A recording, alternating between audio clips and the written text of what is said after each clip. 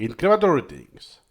So we will learn how you can install Supermemo. In this case, I'm going to use Supermemo 19, but it's always the same story. So here I have the executable files, and it's always sm version inst.executable. So that doesn't contain the software at all. It just contains an executable that will download the latest subversion from Supermemo servers. That means that if Supermemo servers are down, you're not going to download anything.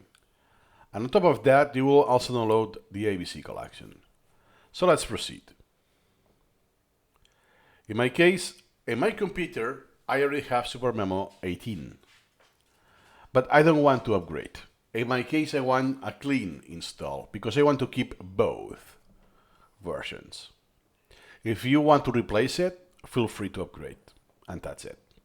Keep in mind that the collections can be opened in 18, 19, and even 17 altogether. So you could keep using all of the versions altogether.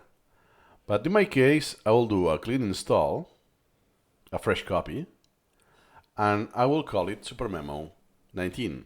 In my case, why? Because I have 15, 16, 17, and 18. That won't be the case for you. So feel free to just call it Supermemo. Click on Next. Now I don't know why it says 18. I want 19. If you don't want the main menu, you can click here, this box. Click on Next. Desktop icon, okay. And quick launch bar, yeah, why not? Do you see now it's downloading? Well, it's super fast, and now that's the ABC collection. Nice. So that's it. So I still have this one, no worries, this was already installed, and I'll have this very new. That's an executable file. I really suggest to backup those. You never know if the Supermemo servers will be down, and on top of that are the sub versions. So in this case, I downloaded the 1905. It's the latest.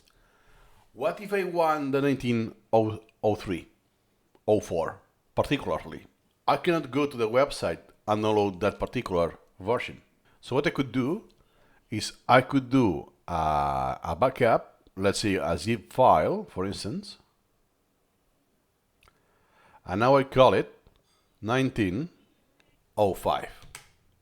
So I keep the versions of every sub-release. And if the servers are down, the company falls, whatever could happen, that this file won't work anymore, this executable, well, at least I have the backup of mine. Easy. And now I only need to enter the key. Getting the key is its own story. I have a video on that already, if you want to check that out. But for now, that is enough. See you incrementally.